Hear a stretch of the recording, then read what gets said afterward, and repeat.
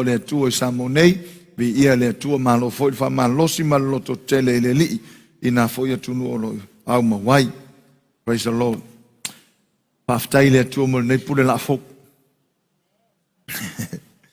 Vi ia le li o le vango u no talo le tua o te mana o se pule la fole le pe style fa tu sta ai fole. No le o se mesa ulango na ina. O le tu sta ai o le upo le tua. Pe al watu ai fole le upo le tua ma fa pe nao no fa manu ina i tangata. Ya e vi ia le li ona o le anga le leo le tua lona grace. Le tau te fa soa. Fa eu na fa eu tangata me le o yeso no malosi mo so na malam. Au le grace o le tua ia le ua maua le le ata le sa umanao. Ia ma so son me le nganga le li. Ia toi fa popo i lunga ma le petu le tu si le lunga o le ata o le lavo le matu se lengo. Lona wingo pule la la tu le lofa. Praise the Lord. O le pule la ai ya le watu o fa ma fana no le lunga i le lofa o le tua. Ia mana tua tala vole le o tala Yesu le tusi ma faitau. Ia o le perfecto Isaia. Ia mela le o ulo. Vi ia le li fa manu ia tele le tua i le Isaia saunia ia mataleni ma fai waru filim. Ia tele i peani vi se vi inga o le li. Praise the Lord. Hallelujah. Ia. O le la tatu o le upo le tua. O le tatu o onga fa solo nei. Ia. Le lunga i nei le fa Samoa. Ma anga i le lofa tu no understanding grace. Ia. O le la tatu fa solo ai o le un tatu fa so ai taruai i le sau mawai tatu fa so i le grace fo le foi faulaina i tatu foi nga save i tatu. Le ai sau le tuse e feso mai au le wau le o le lofa tu no faulaina i tatu i le fa tu tua. E leo se mea mai a tātou, a o le mea alofa mai le li. Ia, ono e fo o tātou tau whai e breakdown le grace po le alofa tu no le atua. Ia te lei o sa onga e wha manusia i tātou le ahinga o le li. Ia, e maise o le tātou te iloa. Ia, o leo tātou wha o laina. Leo e lo e au suinga, leo e si le fia lo suinga. Ia, tātou te le iloa pe wha whenga whai e le atua na me tono tātou. A o lona grace, o lona alofa tu no. Amen. Ona o mafu angala, tātou te awane o tātou tilo tasi i le saving grace, po le alofa tu no leo whaora ina i tātou. Awa o winga ia pei ona tātou matamata e. E lua winga te tele lava o le grace o le atua. O le grace, ilo na whapea tānia, ia o lo whapea mai. O le unmerited favor of God or mercy. Unmerited favor or mercy of God. So le mercy le ngā, po le goodness le ngā, ia po le leile na o le atua, po o le lofa le whatua o ia na o le atua. Leu whaolo i nei tātou. Ai eila le isi tū o le lofa tū noa. Le e tau te tamu whai whasoa.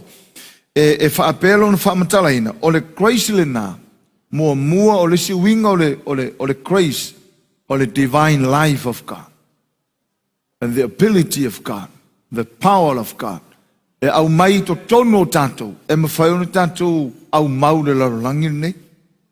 Ma tātou whai ai mea le mawhaiona tātou mawhaia. Amen. So le lau tātou tilo tātou matamata, o le ua tātou iai i le saving grace, o le ua whaoleina uma tātou. Tātalo mai le aur tangata u whanau fōwi. Amen. O le grace le nao le atua. Le ua whaingo ina tātou o le saving grace. O le lofa tu no e whaola inai. So le lau hola o tātou anganga. Tātou te le o toi ila. I le lofa tu noa lea tau te whaola inai. Ono leu whaola ina tātou. O nisi o tai 5 tausanga. O nisi o tai 10 tausanga. Nisi foi ua loa taimi ma tausanga. Ua whaola inai la tau. A leo tātou me i atu i lesi crazy lea tātou ai mo i tātou. Ina ia whaatupu tele ina i pelo tātou mamanga. Ona, o lesi winga leo le upu craze po le lofa tu noa. E whatatau i le olanga por sui fuanga whale tua. The divine life of God. The power and ability of God flowing and operating inside of us. Inside us.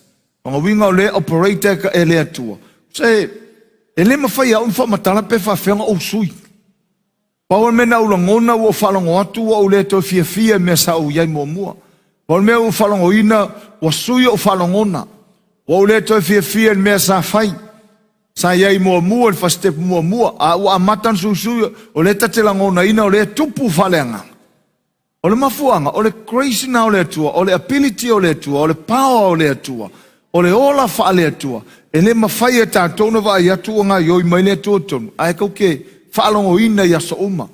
Fai foi ei teime te whalangoina, ile oli o le atua, ma e le whaamatala ina, me le ua whai e le atua. That's grace. Now the grace na o le atua. So le mawhai le tato upo na whaamatala. Le mawhai tato upo na whaamatala. Hallelujah. So ingala le la tato titului, ile upu leo le standing grace. Saving grace, e tele yo mau grace. Aiea ngai grace e tolu ia po le lofa tu noa, leo vai ina i vaenga e tolu. Saving grace, ia o le standing grace, ma le serving grace. O le lofa tu noa e tuai, o le lofa tu noa e au nai, ma le lofa tu noa le atua. Le ua tato i tonu le whaoro tanga le atua. Amen. Now, if you will follow, you know the one. Amen. Amen. A mele talo toyo au le atua. Wa ke ngo fa u mo ma fa ka fe e penga pe o mar ke mingi ke le follow ngo penge u le vongo woki. Ya ngai fo e te ala mai masemoli mausili lo so fu ala me o tato o mai nei time. Grace of God. O le lo fo tu no le atua. Amen. Hallelujah. Yeah. Lela tato ia ile standing grace. So lau tusi ile Romam tau mua a Romam tau po lima.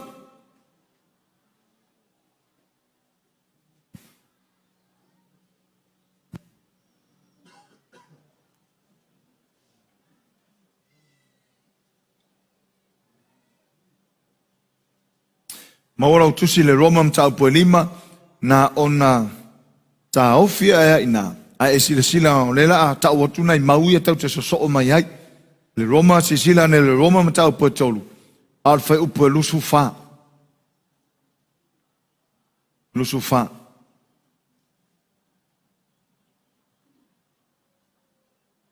praise the Lord o le Roma e tolu fai upo e lusu fa o lo fa pe mai, fai po lo sumar fa. Ua taua mio tonu ina fua ilo na lofa tu noa ile tong yola ya ke riso Yesu. Le la fai tau natu lo sumar lima. O le ua tu ina mai iluma ele atua. O le fina ngalo malia i le fatu o tua ilona toto. Ina ia faali tino ina maila na amio tonu. Ile le tau wia o ang sala ua mawai. Ile faa parepale o le atua. Ai sila nei fai polo suma fa le tau so o tu tau mata puta nei. Fai mai fai polo suma fa. Ua tau wa mio tonu ina fua ilona lofa tu noa ile tong yola ya ke riso Yesu. So o le grace le o le atua le ua tau wa mio tonu ina ai tatou e au noa masato ngā ruenga na fai ai. So le grace le o le atua po le lofa tu noa le o le atua le ua tau wa mio tonu ina ai oe. Taua mio tonu ina ai tātou, taua mio tonu ina hau. Ele ai masa unga ruanga na whai na mawai au si taua mio tonu ina. Amen. It's all about grace of God. O lea lofa tu no, lea tua lea ua te ia ua taua mio tonu ina ai tātou. Amen. Ia, si sila le tito mtau patolu, ngai kusi e lua tau te fia amatai. Tito mta upo e tonu. O fai upo e fitu. Fai mai fai upo e fitu. Ina ia taua mio tonu wina i tātou ilona lava a lofa tūnoa. Ia fai i tātou masuli e tusa mare whamoe moe le ola e whavavau. Ina ia taua mio tonu wina i tātou i le lofa tūnoa. O se isi whaupunga. Ua taua mio tonu ina i tātou, ono le lofa tūno.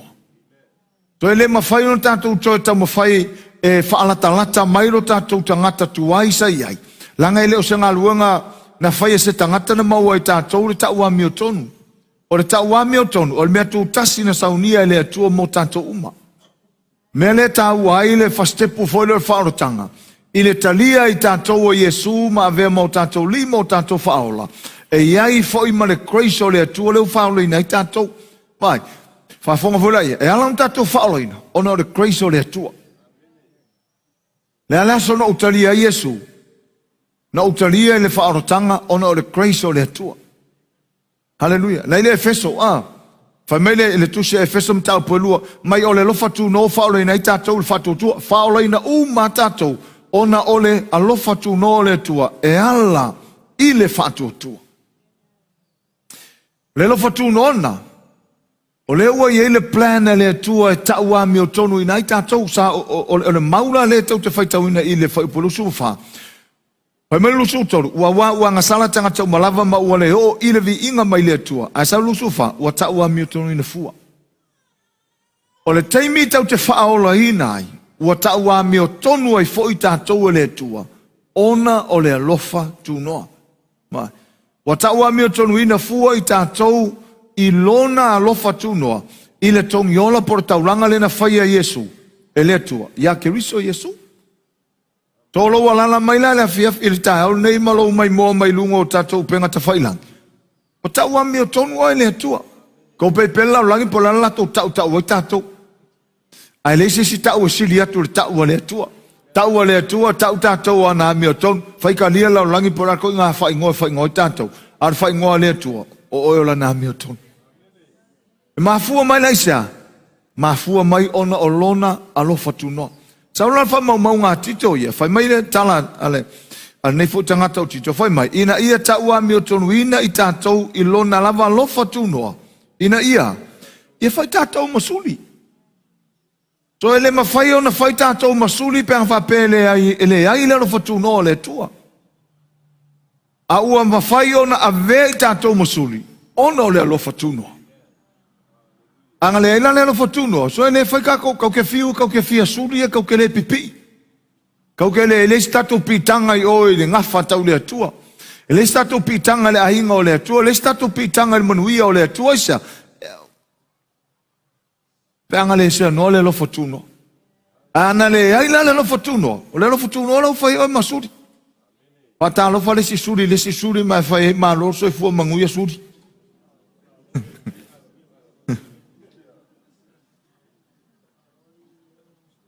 Vaila ia il whainga lea tua ono lona lo fatuno. Ese uma mea kau ke o mai ai, a ka ko palasi mai le kingor ngei. Ia e mama o alesi. La le kumu ofisa whamsingon, whangumo sua sa ilingo suri mong. Ai pawale o le ahinga nganga e a ngai mai to tonu tato wo e tonu talia Yesu, whai tato masuri. Ele a whainga po ke sau mare nga whakau pepe e po where nga fo ke sau. Au tali ero Yesu. Ono le rofa tu no le tua. Whai au masuri. A whaina au suri o ero suri. E kau ke le ese la ka kora iuka. Amen. Au anga paua le ole upu e whaongai a inga. O le suli o le ua whanau le a inga. E ina nesi suli le ua whapipi e koe o suli tamawhai. E malesi suri lau so i foi o suri tautua. Ia maisi mau suri la sira fia tamali nei tamamatua. O suri uma mea ngā o mea e iei awala ngā whai ngā lai ngā pipi i ngā whai masuri moni. O tātou la, e lengi suri makua suri mōngi au kako. Suri whaatasi makeriso. O lan mafuanga. It's grace of God. Mai fai upo fitu ina ia taua mi o tonu ina tātou e, taua mi o tonu ina oi. Amen. O fia ui o taua mi o tonu ina.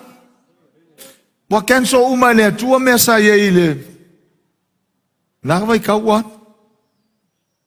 Wa delete uma le nganga pa ia o mea sa fai. A o si sila mai le tua o tātou ana mi o tonu, ona o le alofa tu noa. Dato mata lai, o le lofa tuno, e leo se mea fo le whapea, ngā se mea fo ai fua mai, ia. Mau se pea se vai fo uma, mau si akwa o ngā fo, mau fo se tupe mai le lofa tuno. O mea ngā le, e ma fo i tangata, mau se ta vale, ia, mea mai le lofa tuno, mau se tau mafa, ia, mea mai le lofa tuno. Ia ke fo i waka aia ngei whale ainga. Ia le lofa tuno lis, ia, mea mai le lofa tuno, e le sakupe o mea mai le lofa tuno. O le si lai kua le koin, o le si piko o le lofa tuno, so le orke le ia. There's a power of God, there's divine life of God, the ability from God. O mea umai, o supernatural o supernatural le atua. O mea kaukele i lo mua. O ingala le i le mele, rau tato so o mai, mana tuala. O le taua mea tonuina o tangata, mai le lofa tu no le atua. Sau lor tangata le i le grace le o le saving grace. Lea e tatau ona mei mai le standing grace. O ila e tatau ona tuai ma ia mautinoa tangata lea. O ia o tangata ua taua mio tonuina. O le grace o le justification. O ngā winga e tatau na o tu o au o le ua taua mio tonu e lea tua. O le ngala na grace lea. Ina ia mawhai ai o na ouiloa, ma o mautinoa, haso uma, wa o rea mio tonu o lea tua ia Keriso Yesu. To ale ma malamana tangata ile standing grace. E ile grace e tua, ina ia aunge koe malue lue, mai ile tonunga le uai, le nga seima ia i, paske mua mua. Tato ile tu se Roma lima. Ia, ile lila tato faitau, o ile la faitau inatu e sisine fie. Fai mua mua, fai mua mua, o le nei, ua taua, ia le fuko, kau mai fu inge mea, taua mio tonu. O le nei, ua taua mio tonuina i tātou i le whātua tua, o lea ua tātou le leai ma lea tua, ona o lo tātou a li o Yesu Keriso. Ok. Tātou ma whawhaua tu se iane evangalia ma tau mua whaipisu ono o lena, whaisua ngā nafia. Le whai mai, o lo na tumu ua maua ai e tātou le lofa tūno. Whai mai na tuina mai a mose tū lafon, au le lofa tūno mai a Keriso Yesu. Sau lo les whai puna ila loi whai mai. E wa tumu o ia i le lofa tūnoa, ma le mea moni. Sau lo ila whai punga sfu ongo e whai mai. O lo na tumu ua maua ai e tātou le lofa tūnoa. Le Keriso Yesu le tau whai mua. Walan tātou le lei, ona o le lofa tūnoa le na tumu i Keriso Yesu. Le o maua i tātou uma le lofa tūnoa. Mafuanga nau tau a mio tonu ina i tātou. Ona o le mele. Keriso Yesu le saua tumu le lofa tūnoa. Tumu le lofa tūnoa man mea moni. Amene. E le uma na whai mua. Ai sisi le iu ngai koma. Whai mele whai puanua. O ia foi wa tātou maua mai ai le taita inga i le neia lofa tūnoa. Tātou te iai le whātua tua. O loo mita foi tātou ma le whamoe le manuia mai le atua. E whafonga fole e eile mo le ngana whawhaia onga fole le eile kalamba ngai ko kongo le whai upoe lua. O le taita inga i le neia lofa tūnoa. Fōringa mai e iaile sa ia taita ina mai tātou, maua i tātou le lofa tūnoa. Ok, lau tamo whai tau ina atu le whapeotania. Hallelujah. I le whai upu lea e.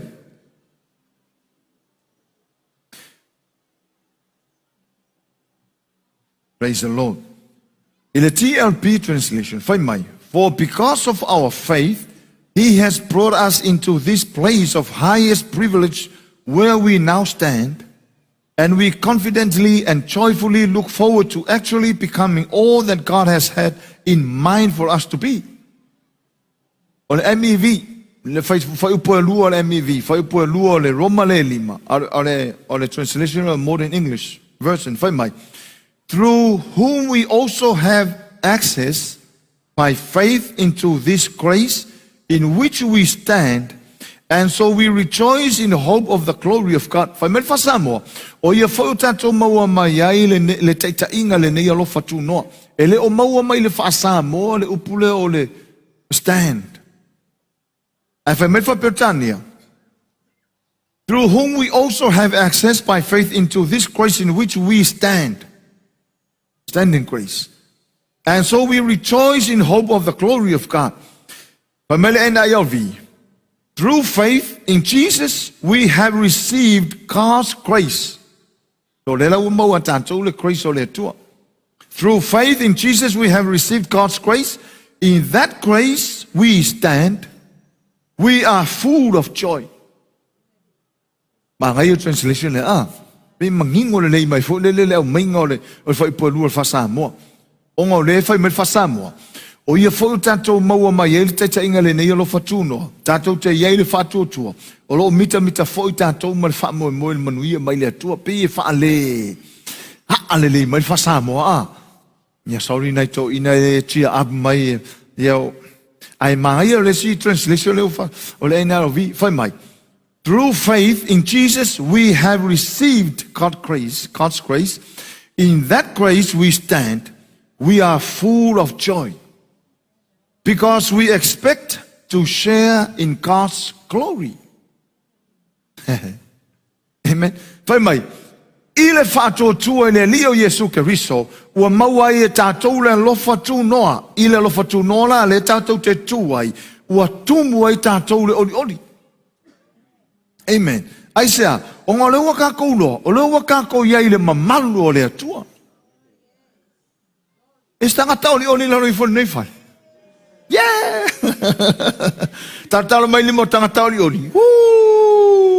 A tātou e mai mō mai.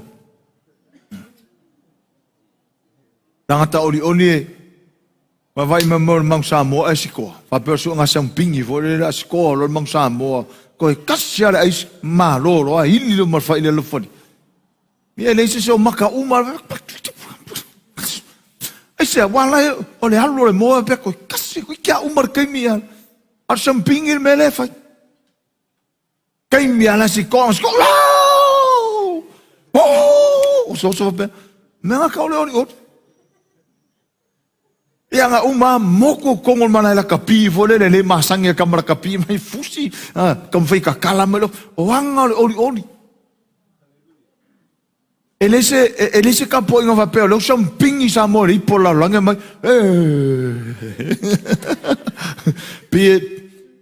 pe fa foringa oli Hallelujah. E le mamala o matina wai lau mai lo ma ole ua I aveina neva senga o ia le I uma mai ai mo kusi uma kua I ia mo meo ke u foi ka vale o kui o oso kui o e le fainga penga o ngara foi mai ke so ai hauda ka mai ai ronga nga o ole ngara fo mtalanga ele file muska nga ka e o va ko nga e makua nunga umo oso kalo fia tiu susu wa ko nga fori nga umo le ele se va pe mai ia maole o man malo mai yo he pe fori le va le ka va fo o le ha ele nga ko sa no ko ala se ori ya ke mi amen talo mai limo tanga ori Amen. Fai mai. E ala, le translation le fai poenua. E mai, o le whaatua tua, o le lo fatu noa lea ua tātou mau le whaatua tua, le ua tātou mau mai lea tua. O le ua tātou tutu wai. Fai mai la, o le lo fatu noa le na. Le ua tumu o tātou le ori. O ngā le ua tātou iei le mamalu o lea tua. O ila le winga o le standing grace. I o tātou tutu I le mea o tātou iai. O whawhitau ni, e karikongu wale si o ia o le a Milton, o ia wa tau a Milton. I o koe o forisi kaimi koe le karikongu fo. Pe i le karikongu whaiku la fure. Pe karikongu kai wa yaso, o le a Milton o le atua, e forisi meo whale e konga. E pe pe kau fe mo wa ile e save lo kako save lo ele fa pe e fa ola ina ele atua ma fa na ele atua tanto nganga ai o mai I sautanga ta iko e fika ku ia ile me sa fa ele atua I ele ma fa tangata ko sa ko ka u fa nga fika ration for ele ko ka ma fa ko ka fa va sengal me nga fa ele atua I le ai e fa ola ina lo ele atua tanto nganga o na o tangata fo. Amen. E fai mai lone atua o oe o la na Milton. O oe nga. O tātou nga. Wa lea. Say amen. O la tangata o taua metonoina, o le winga la o le standing grace. Ia e tu, i le meua e iloa. O e la mea tonua le tu. O le grace ka ke kuai o ita o le atali, o ita o le afafine, o ita o le atali o le tupu. Amen, o ita o le suli o le ainga o le atua. Tua ina. Mea o le alfa skepu ngai ke kuai. Amen. Fatalo folo tua oi mai fai o leo ke kur faskepu o ka ua whana ua le tupu.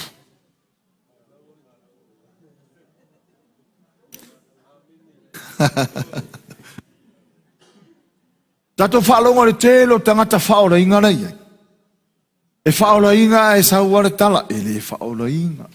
Saura kala lesi kaimi ia. O tatou tangata parapala. Ia saura kala lesi kaimi. O tatou o le foto le anga masei. Saur tala lesi teimi o tatou whanau o le atua. E whanau o le atua lesi teimi a tala no mai fo lesi teimi o.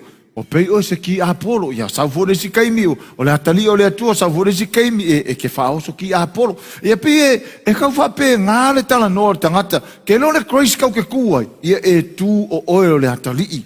Ngei maso uma se o ngā. E le pufa uma le atua. O oe aranga o le amio tonu le atua. Say amen.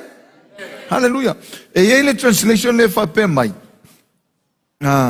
E ka ole upo le MEV. Olo yei le upo le access. Through whom we also have access by faith. Olo upo tani le access. O le ACCESS. Whai mai. O le winga o le upo lea. O le access. E sau mai ngana e leni e tau o le prosako kei. Prosakokei means freedom to enter. O le winga le upunga access o le right to enter. Or freedom to enter. So ele eise me whaape kau peia e ka kou se kupe. E kau ke mauai le melea. E kau le whai e ka kou se tau fore e kau le o ka kou sa i le whaisenga ruanga. Inga i o ka kou mauai le lo futu noa. So wa free ka kou ke maua le melea. Ona le lo fatu no le grace or gift. O le gift o le me faifua. O le me faifua. So le grace o le me alofa faifua. Free tangata uma e enter i kokong. Le la fa med translation. Through whom we also have access by faith.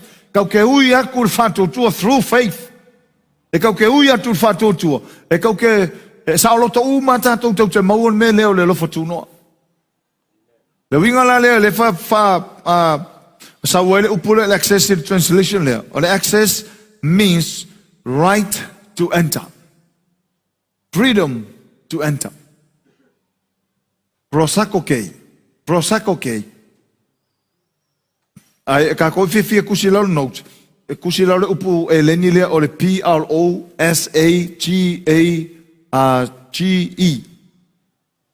PROSAGOTE.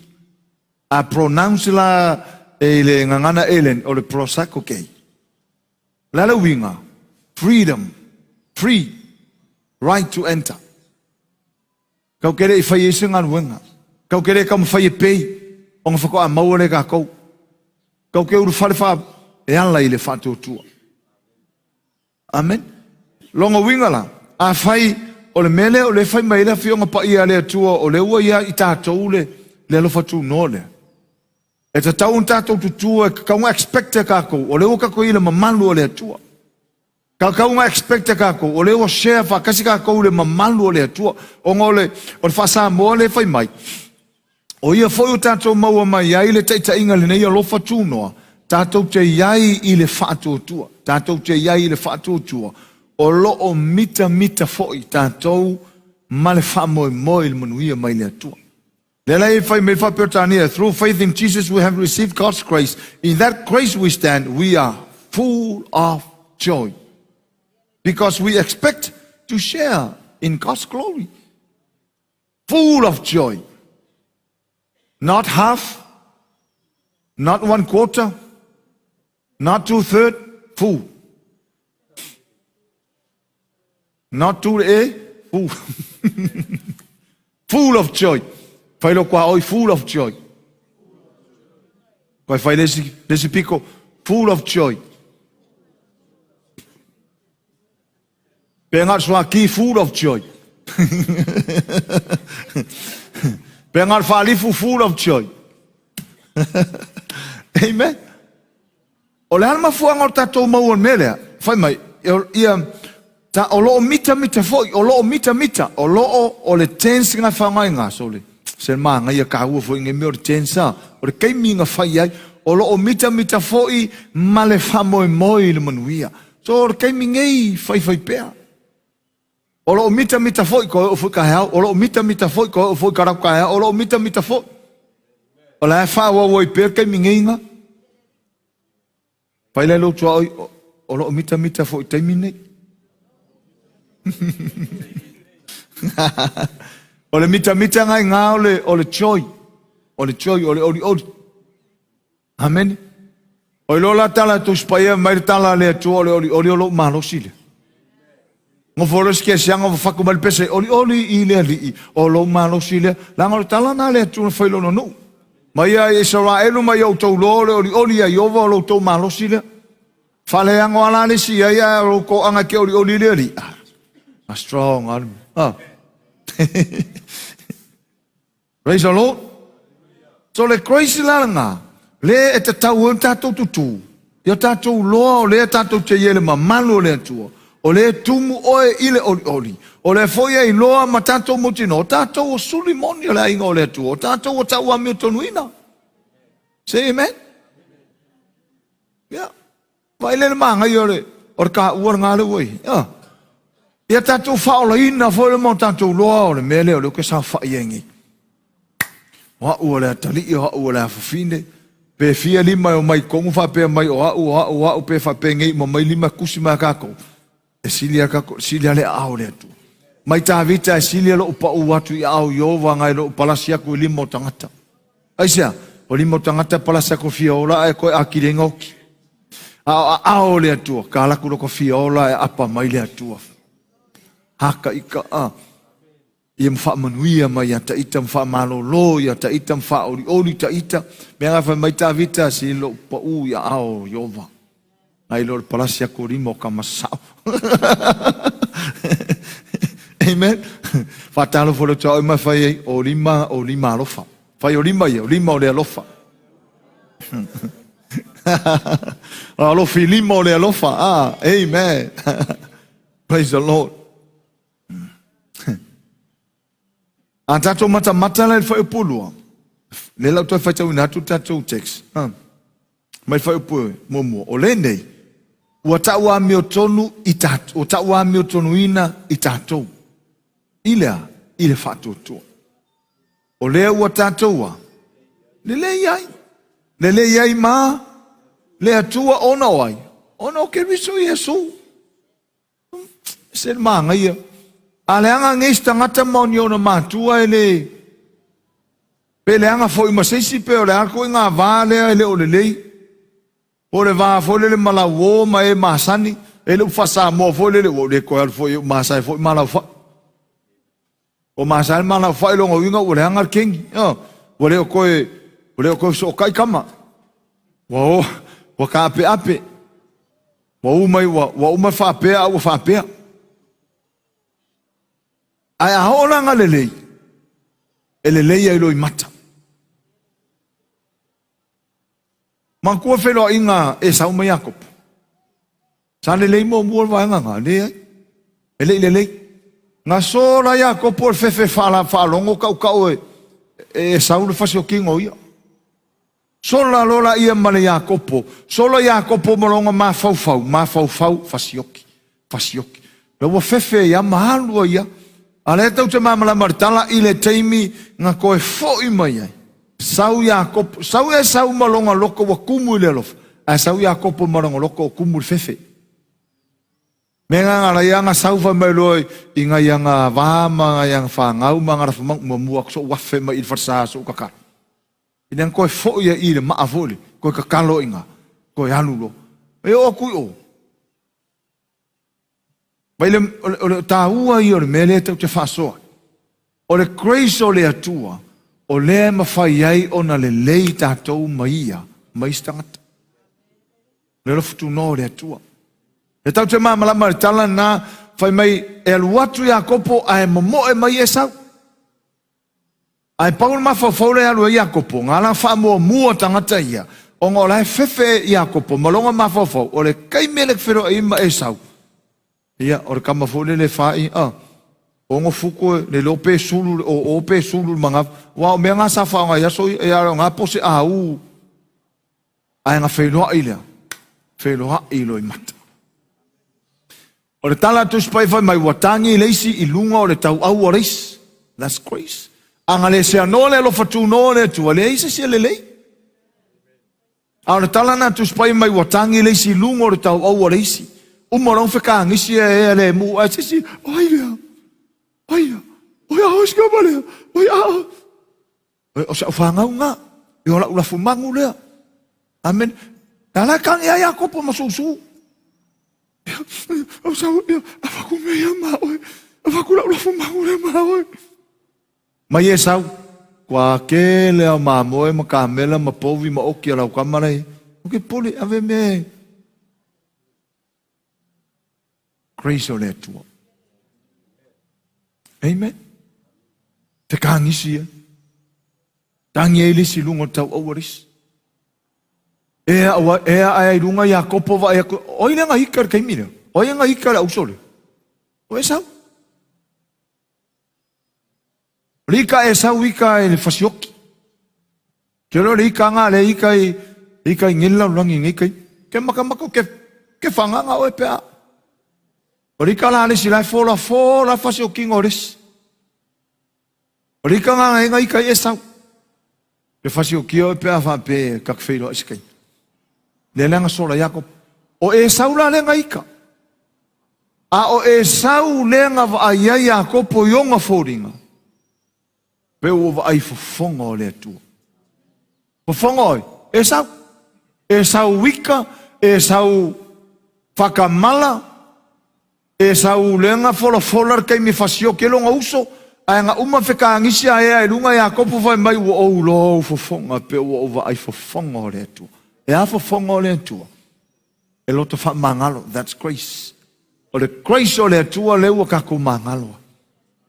Wow, kako leanga mo kako whale kongu. O le grace o le atua leu o mangalo mai tatou. E a kuai lunga ia kopo mai o wa ai o fofonga. Pe o wa ai fofonga o le li. E loa wha penga umar au le lei o fofonga o tangata e loto wha manga. Amen. Ma fua mai fea. Le grace o le atua. Okay. So ile romana le mata upu e lima. Ua taua meo tonu wina i tātou le whātua tua, o le ua tātou le leiai, ma le atua. Amen. Ona o lo tātou li o Jesu Keriso. Lua, o ia fōi o tātou mau mai e le teita inga i le nei a lofa tu noa. O le winga le nei o le standing grace. Standing grace or standing in grace refers to our secure position in grace. Or our secure position with Christ. La laka ko position la tatou tūlanga ia ke riso Yesu. O la meo tonu. O le a meo tonu tatou o tau a meo tonu. So e mga amira ka ko kuku i le promise lea. Ka ko kuku i le grace lea. O le standing grace. Ma ia ka koulo. O lo tatou tu le grace o le justification. Awange ila avapea, awange ila avapea, awange ila avapea. Ku ia i loa oenga. Oenga ona o le grace o le atua. A tatou wawa aile, langa o le contest le ngā o le whai upo e lua. Tusia roma lea. Whai mai, o ia whai o tatou mau mai ele taita inga i le nei alofa tu noa. Taita inga i le nei alofa tu noa. So ele o se mea nga kam whai se whai. O ia ai ko kasi. Ma tatou mau ai. O le context le ngai ko kongu ngā whai upunga mua ma le lua. O lona winga, o le mea sa tatou iai mua. Sa whai tatou ma whanau ngā to sa. A ina ua save tatou mtau a meo tonuina tatou. O le context la, ia tatou i loa, tatou tu i le melea. Leo tatou iai nei. Le whai mai whapeotania, which now we are stand. Leo ka kukuai mole kaimingei. Justification. O nge koe manu nui o tatou mawhawhau. O oio le amio tonu ale atua. Amen. Menga langa le fai mai ia le whapetani le MEV. Hallelujah. By faith in this grace in which we stand. Lale grace leo kako kua, in which we stand, longa winga the context o le mata upulea, o le whai upulea. Io tātou loa o tātou lea ua taua mio tonu wina. So mga mira kako kukua i awa koe malu lue, tātou tutua i, ma foilele makako kamwhai tiklea tātou, o tātou o a mio tonu o lea tua, hala ia keriso Yesu, mga mira kako ku i the standing grace. I'm a child of God. I'm the righteousness of God in Jesus Christ. Amen. Awar suli ya keriso. Suli fantasi mo keriso. Suli moni. Praise the Lord. Ole pe ole winga na le no tatu tano upule stand. Atato le la tatu matamata le upule le access. On winga free tatu enter le lo fatuno. E ila le si upertani na ilalo. Nya tau tu ne le MEV fai mai. We stand. Through whom we also have access by faith into this grace in which we stand. Upu stand. Ele o maua mai whasa moa. O ia fau tātou maua mai e te inga le nei alo whatu noa. Tātou te iai i le whatu tua. Pea o i le vai liu lea.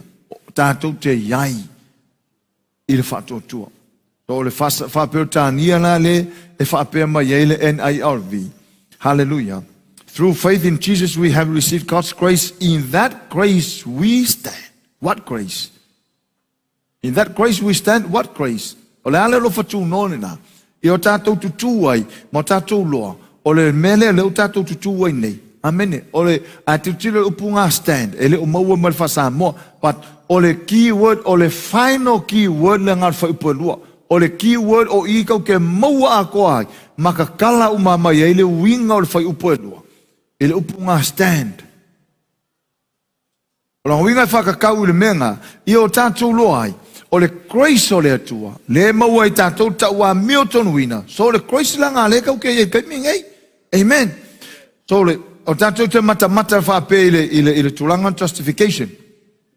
By the mercy of God, we have been brought into the grace of justification. Mercy o le saving grace ngā o le atua. Ne kako karangoa le makanga. Mercy or unmerited favor or mercy of God. So ngā la o le mercy la o le atua. Lewa tātou ia i maua i tātou le melea. Amen. By the mercy of God, we have been brought. Luka ko ia ngei ma au mai i tātou le mercy le o le atua. Ma tātou ia i le lofa tunoa o le taua Milton Wina. Without mercy, ele fo se taua Milton Wina. Ai ona ole alofa muti vale, alofa le fotua o ia, ole atua, le whaingo le mercy. O ira le sauai, ma au mai ai tātou i le taua Milton Wina. So by the mercy of God we have been brought into the grace of justification, and that is the grace in which we now have privilege to stand. So le la kau ke kukua ke mingi. Ku marau loa o oe o le tangata tau wā mio tonuina. E le o oe tangata ngasala. O le tele o teimi e tau o tangata mo confessa tangata ia o tangata ngasala. O le tele fo ile na o teimi e ngasala. Aisea, walo e le excuse. Yo maku kakuro fo ia le sise sao la lula. Kakuro fo ia le sise a mio kongu la lula. E alanga fai masasi. Ongo le ke lo kai mi confess ai. A manga ia confess o positive side leo fai mai ai le atua. Mo tātou. Tātou tutua i nā le whastepuru ngā le grace ngā justification. Ia matua lua se lau pasenge lou i oe. Ia oe. O oe o le ami o tonu a le atua. E leo se mea kako e ninga. O le mea ngā lua ai le atua fai mo tātou. Amen. Karia nge Yesua o kore Yesu ke o ko mekira vesengo sikareki. Lan mafua. Saka kau whainga rua ngai furele kam whaia o aura vesengo. Ne ai. Ke o ko mekino ka ingo iai. Grace o le atua. Amen. Ke o ka ingo le taula. Ia por vai lima. Ia por moni. Ale fusim. Ia por siri. Ia por povi. O ai sima. Ia por alope. O mea uma, e alanga ke ua whaoso ke ua whanonga ua ka musu whafose. Onga lainga lua le grace leo le tua tono ita. Amen. Ke ia le waka le fia awai ai le mea sa makua fia fai. Mai la le grace o le tua. O ngā kau ke loa, o le ability le meanga. Ma fai e le atua nga besea. Ina wasisi le mai le atua makua iai loto loto. Wata whaolaina, wata tali esu wakakangi asa o le atua. Ngā ioi tutono ta ita. O ko meke angaka. Naku o ula sukari ngi vange ulu. Al mesa ngi mo fo. Sale ila ya yaso ya le ke e ila fa fo se yo le. O le grace o le atua. O le grace o le atua. E ina si kai me ke o fa fa penga ska ngaka wa o fa penga o me fa. Ai mai sala o fa marsi ma tula fono vole le malo ngo fa fa kele. Ia ka ke fa sa orga ngaka uso so ku o ula le sukari ke o so mai o ka fa. Orisi e fa pe marga au pe ia wa me sala ka la o ke lo ka ika. E mana la ko leilo le yo le grace le o ma fu ko fa pe. Grace o le tua. E nga wa si le firma nga yo me nga wa ye. Talo fora tua ma fa ye se ke fa ke pure o ka ye.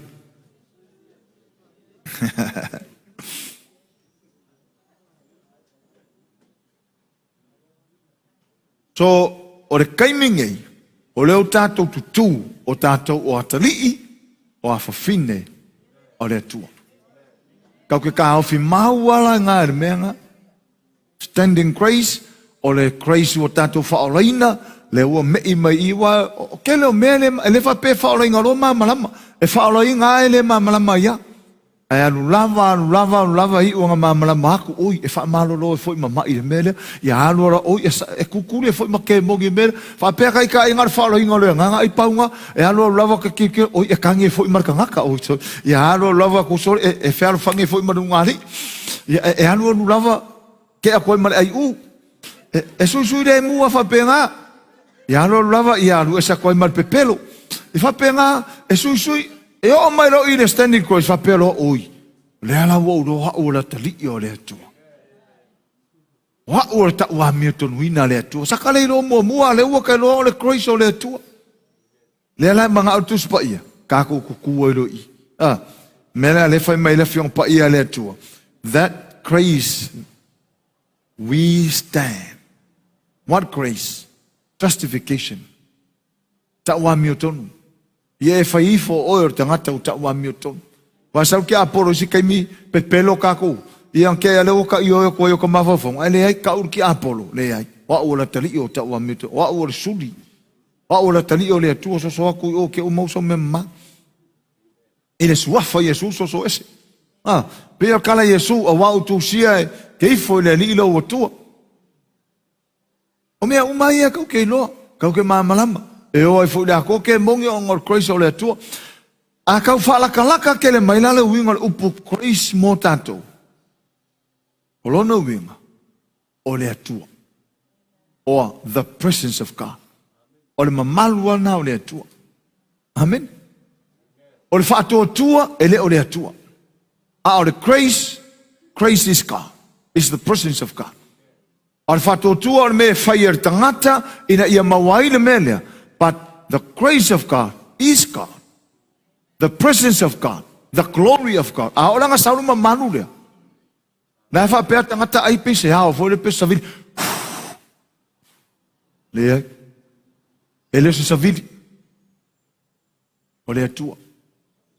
Me va fa mai mose fa hali mai lo ma manu o manga ko mose ai se sa vili fo le. Pa pe sa vili mai lo ia. O fa pe monga ia ko sa vili mai ko mai fa pe monga. Ai ke i mose va mai o le atua le le vai lo pa ko ona o inga pe fa pe ma fa fonga mose fa pe ha ia ai se afa ai o lo ma maru se makangi fo le o oi me nga fa mai le atua o tu ina o ma va papa la o fufi o lo film au pasinga vai mele lo tua o inga na ka ke lo ai ma ka ko a fe fuli sa ia le mele ele o se matangi nga manga o mose va ai ele o vai atu mose va pe o wako pe sia sio fa ngale to pe o yo lo mamalu le la wa ho ma se ko me le ai ele o lo mose o la fi va isa o ile tu so le mamalu la o le tu a o lang sa sa o mamalu le Me foi na ele foi metala fenga intuai. Ele ai se foi na tu to tono le fale tapua. Pole fale ie. Ona ole mamalo le atua. Ele o se savili lava pe o ko ulu le ulia. Le wa ia ile atua ina. Say amen. So the grace love, the presence of God, or the glory of God. Le foi mai fa pe tanira ina ovi. Through faith in Jesus we have received God's grace. In that grace we stand, we are full of joy because we expect to share God's glory. To share God's glory. Este mi te mana o mi ele ma malo le tu.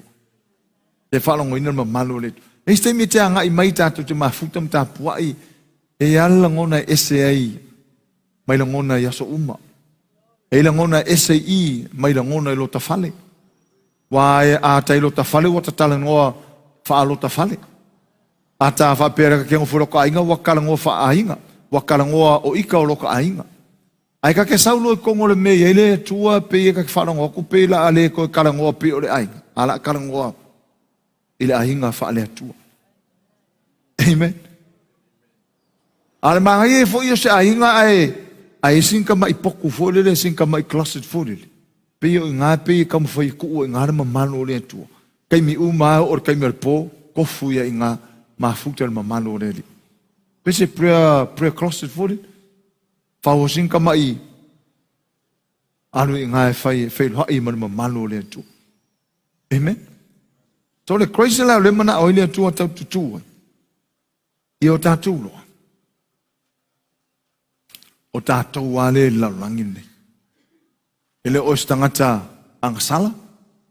Le o tangata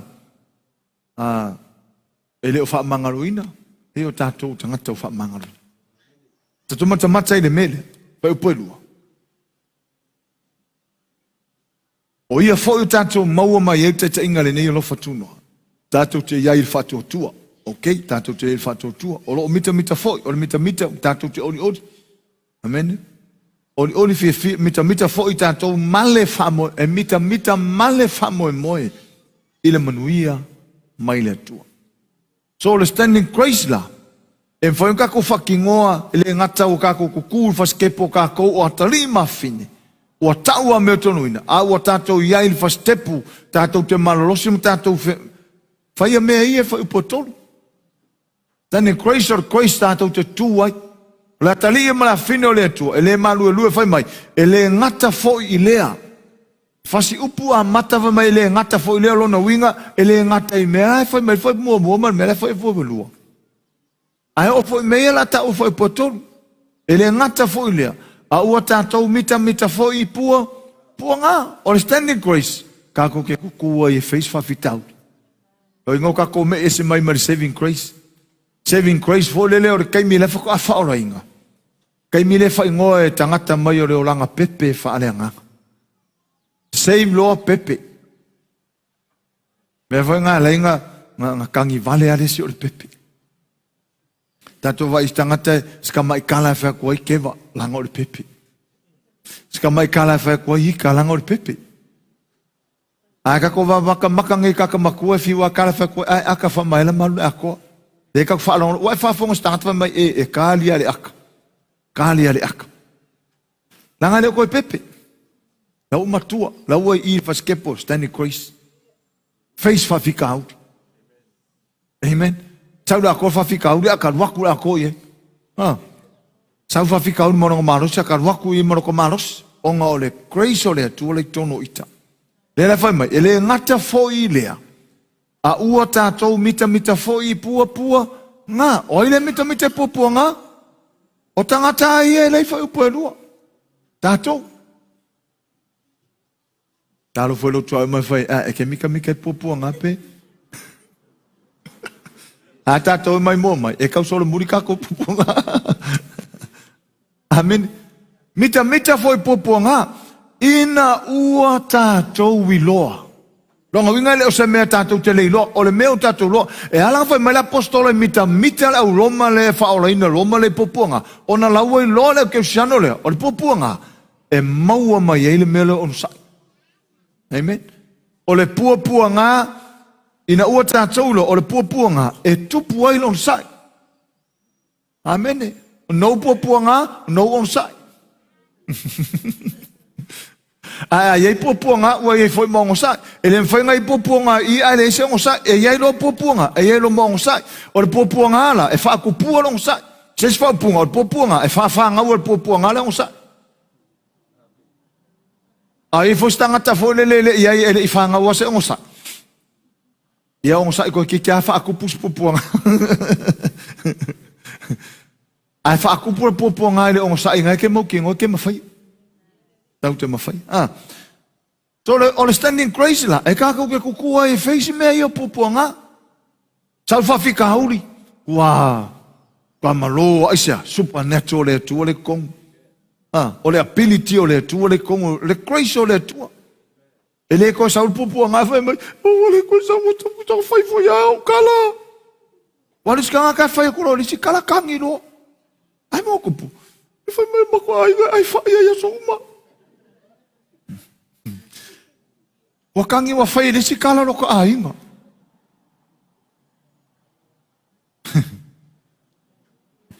Ala me ka standing grace. Tauru ka me ka ua koe makua I. Wa e mawhaia. Aisa. E leo tātou. A o le grace o le atua. Le ability o le atua. Le kongu kako. A ka whaalongo o kala e wha le kongu. Amen. Paki fia. A fa pele ka kele ma malama standing grace ka fa longo ka fa pe maur makeki. E maur makeki. Ke ir ka o text. Uso vai o te wa ele lo se mea. Ora ke nga o text lo ya ya. Fa mai va ai o I te I o ini o sei. Fa ngo pe fa pe stanga tole tu fa penga. Usa ola ele leile vivi. Ola ele leile siva. Ola e sei amen for. Ai ingi o ngā ngei ke ia ua ele lo se mea te le malama tangata lea te whai iai. Mai ke leo ngei text. Ai mai le nganga pa ia olo I ele crazy kongo o uso. Ko sule ngā ia e loa e alofa Yesu ia te oe. Mai manga ia. So le pupua ngala e tupu ai le ono sai. Ai whawhanga uro o sai lea. O sure. Mautinoa. Sure. Makua mukingo whamai. O le ono sai e tupu ai le mautino. O le mautinoa e tupu ai le wha moe. Moe. So le ai alas wha moe kupu. Pe ale ai mea I nunga haku. O le sia. O le alo wha moe. O le ola e wha. Ai le ono sai. E musu pupua ngā. Vai o kare koe fia wa aia kai ingi pupua ngā mung whawhika hau. Mele ia uangare. Vai fia wa aia le fio mai o le ri. Pero koe fia wa aia ngi whawhika hau. Ai mali e whawhika hau le kupua le onsa. O le onsa e kupua le maukingoa. O le maukingoa e kupua le wha moe. O le wha moe. O le ola e wha. O le sia kaka kaulangi wha moe. Ai misi le onsa. Ai misi pupua ngā. Misi mautino. Whawhenga e maukingoa e o le wha moe. Le ola e wha. Alango ke le pupu ngā ke whaisinga leo ke mangu malo. O ngā le grace o le. Leo ke kua ia. Amen.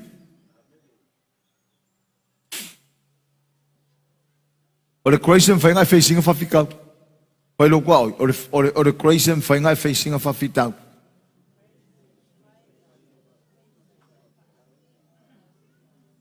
Amen. En whainga e whawhikau. Whawhikau ri, or ke lei ora ua kua iau. A ele o le whapeha. Lea tua. O ka le mawhai angi mea. Whesausoa ki pai. Kusa le waka whai, ku lea tua. Wakua ke lea whawhikau ri, ala e kiki oi. A asau whawhikau ri o whai. Whawhikau ri, e ke lea ma maura ua tua ia oi. Oi, mai winti a whapea. Onga ua mafuan tala no whapena tangata. Onga o le stand, o le grace le kua, standing grace. E mawhai o na ia whaasanga I whawhitau. Ma ta watu whawhitau. E te le atua le to tonu ha. Le ability le kongo ha. Amen. Talo mai lo automata. Ting fa fika au nga fa sanga ngi masing. O fia foi lang fa mavai kan. Hallelujah. O ile kusilea. Ese fulu le lei fa manguyanga la yai. Se fulu le fa manguyanga. Ia, le lau kango la wak. Ile mata upo e 5 fa manguyanga mua 10 blessings. Fa manguyanga mua justification. So le fa manguyanga justification na. Fa manguyanga longa lua peace with God. Fa manguyanga longa koru access by faith into grace. Fa manguyanga longa fast standing in grace. Fa manguyanga longa 5 joy in God. Fa manguyanga longa ongo grace in tribulation. Fa manguyanga longa fiku love of God in the heart.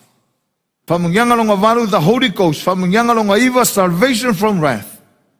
Fa manguyanga longa sefuru reconciliation by blood.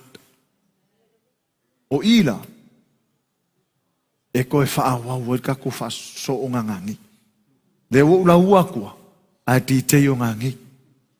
Fai lo kua o ke misia mai pasri. Ke misia pasri. Hallelujah. Standing grace. Hallelujah. E me nga lenga maro si mi mai fia leli. Amen. Wa fiengi kala e fai a oe, wa fiengi us fai ingar ki aporo ya oe, va mar ki aporo a smile mai. Ai lo le ability a le tuanga i kongo oe. O le grace o le tuanga i kongo oe. Amen. Fai ai unga vai a kua i uanga sau ya oe, le sa makua sili anga ika ya oe. Onga le grace o le tu.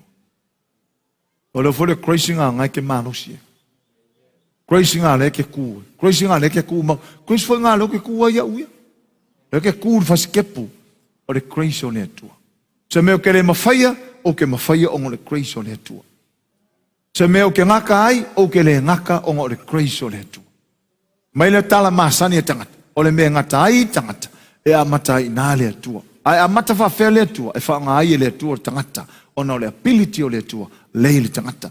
E ngata lo hau a mata mai le atua e koe lifi lunga. Ngata lo oe, ngalua mai le atua longa grace, koe lifi lunga oe.